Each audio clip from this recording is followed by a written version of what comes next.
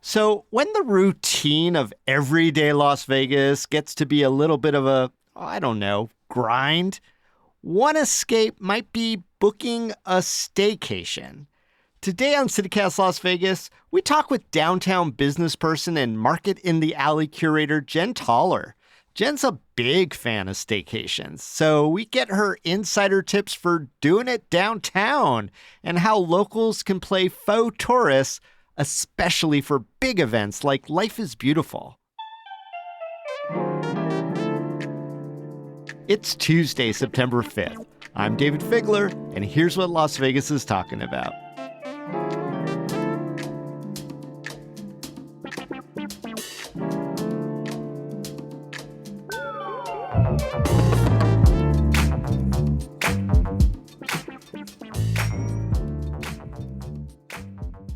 I'm not sure how to introduce you. It's like fashionista, retail goddess, entrepreneur, Jen Toller. Welcome to CityCast Las Vegas. Thank you so much. I'm so glad to be here, and I love that I'm talking to you. Yeah, well, we have a fun topic today, and that's about staycating or staycations, which I think a lot of Las Vegans do just because we have so many different options, and sometimes you just can't get out of town and you want to do it up, but not too far away from home base. What are some staycations that you have done in Las Vegas, Jen? I have really enjoyed doing Red Rock Casino because it's close. You know, it gets me a little out of my bubble. I live and breathe in everything downtown. So sometimes it's kind of nice to go closer to the mountains and do that. I've also done the Golden Nugget. Rush Tower, fan of that one. My parents come in town quite often, and that's where they stay. So that's always a good one in downtown. When you do the Golden Nugget, do you go swimming with the sharks? Always. You know, they let me get in there actually, you know? Yeah. We do the pool often as well, which is always great. So there's so many great ones all around town, and you can kind of pick and choose your adventure if you want to be more in the art scene, more in the tourism, more in like kind of the outskirts, closer to nature. We really have like a diverse way of experiencing Las Vegas, which is really cool.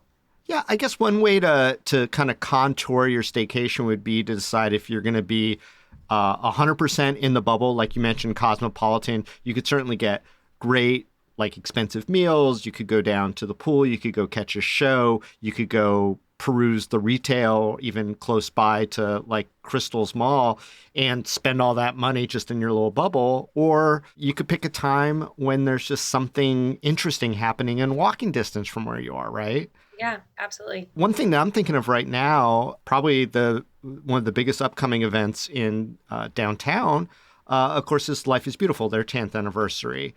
What do you think would be an ideal downtown staycation concept around Life is Beautiful? I would probably, thinking about the whole weekend, before, after, during, I would look at the English Hotel. Oh. Because I feel like it's a very like central location. It is a little bit kind of maybe off the beaten path and a walking distance from the festival gates, but for walking distance in any other city, it's not very far. In Vegas, it tends to be far for us.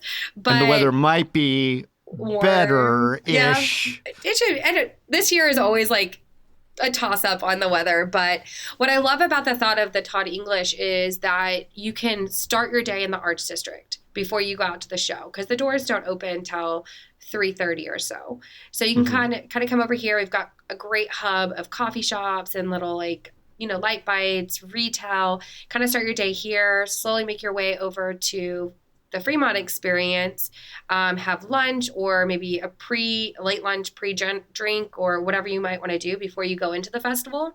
And then if you're at the festival and plan to be there the whole time, by the time it ends, you can pop over to any of the clubs, bars that are open there, or get back over to the Arts District side, get, you know, reset in your hotel room and then hit the bars in this area as well. So you're not too far from both areas of downtown, which is really nice.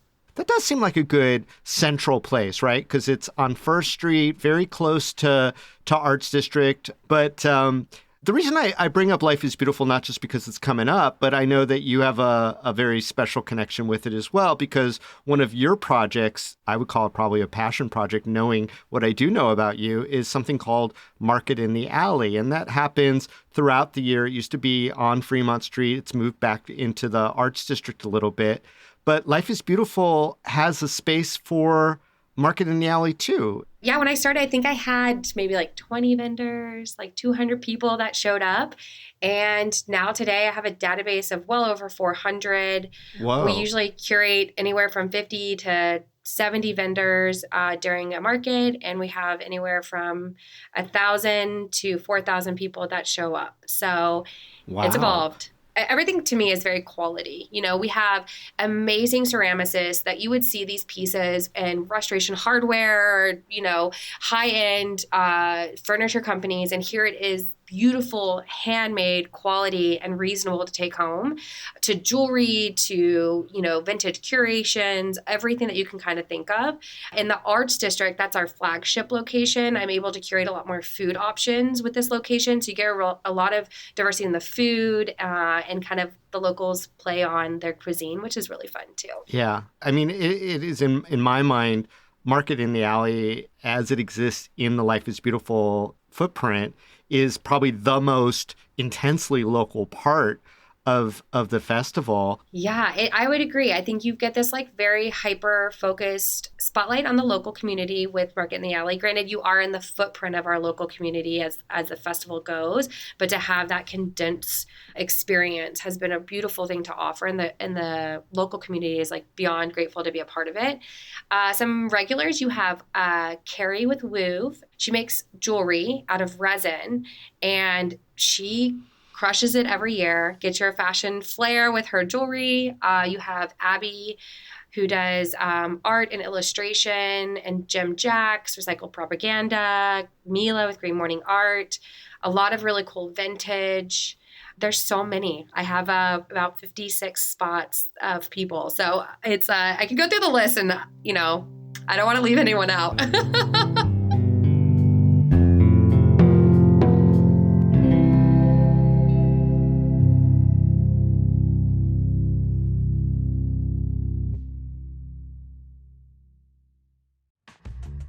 Trying to keep up with all the great things happening in Vegas can feel impossible.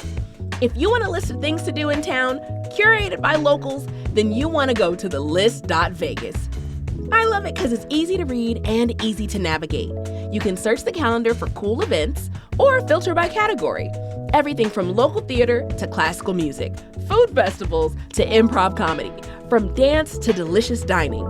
If it's worth checking out, it's on the list.vegas. No intrusive ads, no social media, just the goods. Plus, you can subscribe for their free weekly newsletter for personal event recommendations, discount codes, ticket alerts, and inside scoops. You've probably heard publisher Andrew Corrali on the podcast. He's a journalist who was born and raised in Las Vegas. He started the List.Vegas to keep track of all the fun things he loves to do in his hometown. Now he's sharing it with all of us. Head on over to the List.Vegas.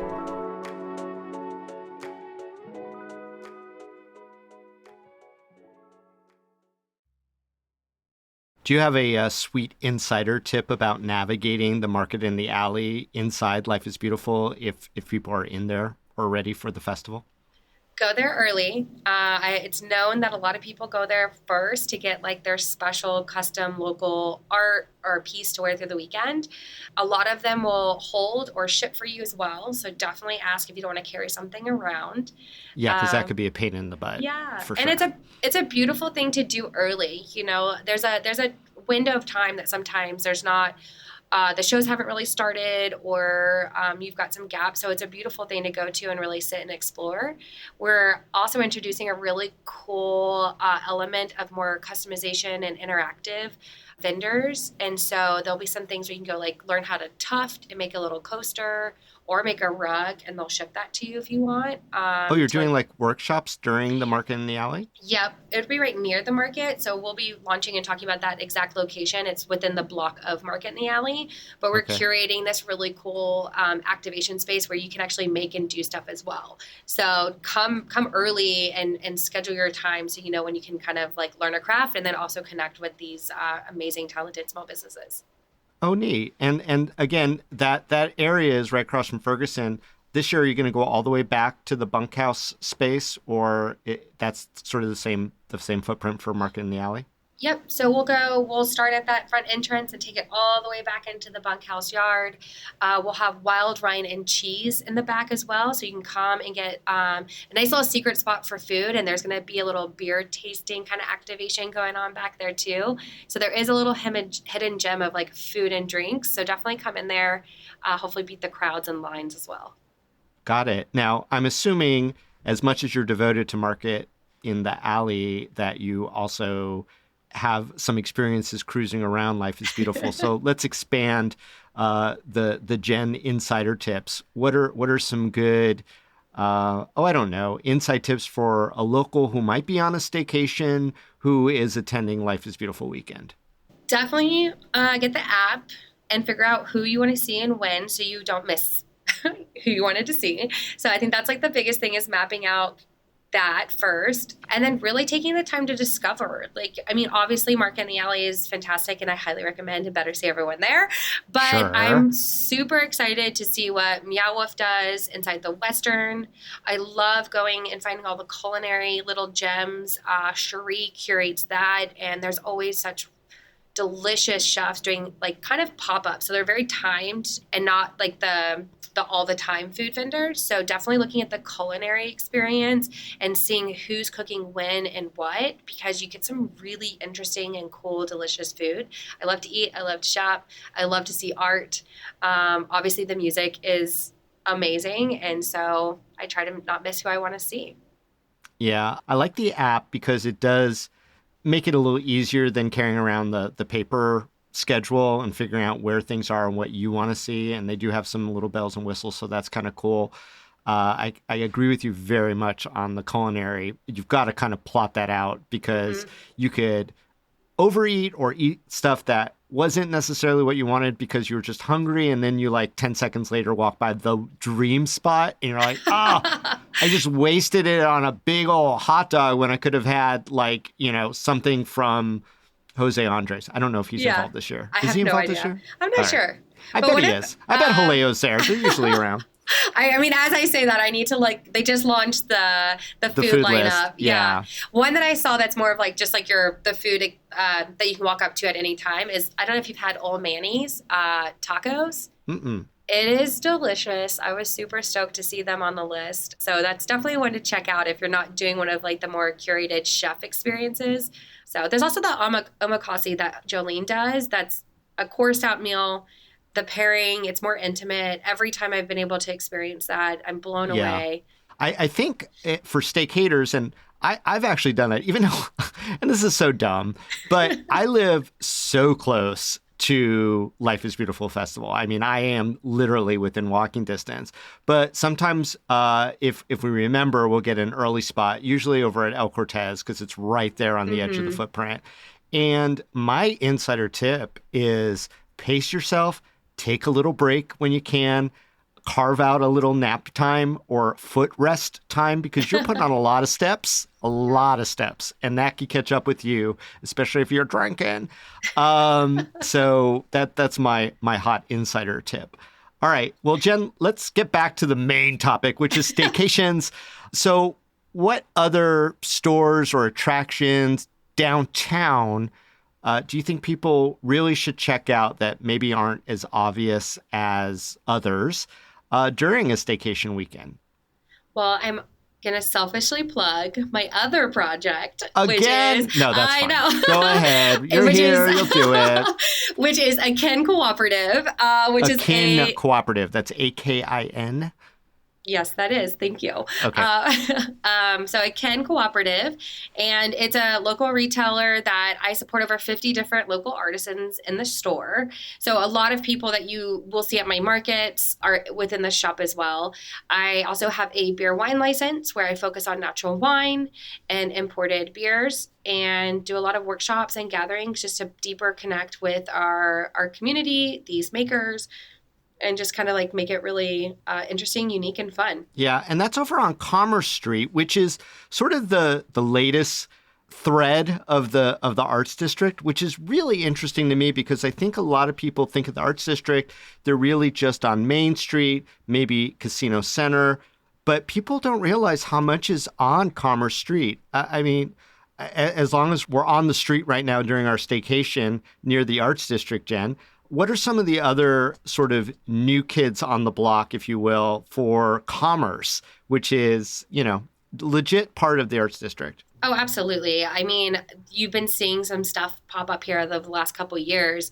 I'm beyond grateful to be on this street. It's so cool. And there's so much coming in the next year. You've got the Good Wolf down here, and their new location, if you haven't been, is absolutely stunning. So definitely come down. You've got Off the Threads, which I think she was here fairly early on as well, which is vintage, Cinnamore, Alt Rebel, Good Karma that just opened. You have What's Good Karma? They have an apparently amazing farm here in town where they do a lot of their growing of their herbs and plants. So it's a very like tincture, aromatherapy, apothecary store in the old Good Wolf location, actually. The owners, it's a mother-daughter. They're awesome. They have great stuff. So definitely come check it out. That definitely sounds like some cool stuff to check out in a staycation. What about some other non-Arts District stuff that's nearby if you were going to get a spot to stay in town, but away from your normal routine in the area? Still downtown, but not the Arts District? Still downtown, but cool. not Arts District. Well, if you're not going to the festival, or if you are going to the festival, I guess either one, just depending on, but I definitely highly recommend Ferguson's that has over 20 different small businesses that you can support there. That is within the footprint, along with Container Park. Those are two great local destinations for supporting small business, creatives, food and beverage, good hangout spots. Yeah, plenty to explore. And of course, one of the originators down there, kind of tucked away behind Container Park, is Eat with Chef Natalie Young. And so... Oh, Eat's so great. Such a fantastic place. It's been there so long now. It's kind of like old school. So, Jen, I guess let me just ask the final question, which is like the summary. How can you tell if you've had a successful staycation? What are the markings of having done it right? I think you come back and feel rejuvenated and in love with your city. We have so many great things to offer. Anywhere that you choose, is a beautiful hotel experience or Airbnb experience, assuming that you did it right. You should feel excited about your stay because, customer service. A legal Airbnb. Yes. A licensed Airbnb. A licensed Airbnb or VRBO, whatever all the things are. But, customer service is what we do here. So you get really pampered when you stay places in Las Vegas and just walk away hopefully finding and discovering something new that you're really excited about to tell your friends, because there's always something new and exciting going on in our city. And it just takes kind of looking around and finding it. Well, Jen, thanks so much for coming on CityCast Las Vegas. We're really excited to check out all the local vendors who are going to be at Market in the Alley at Life is Beautiful. And if you're staycating and I'm staycating and everyone else is staycating, what a vibrancy there will be for the locals to take advantage of what usually only the tourists get to see. Jen Toller, thank you so much for joining us on CityCast Las Vegas. Thanks for having me. Always a pleasure, David.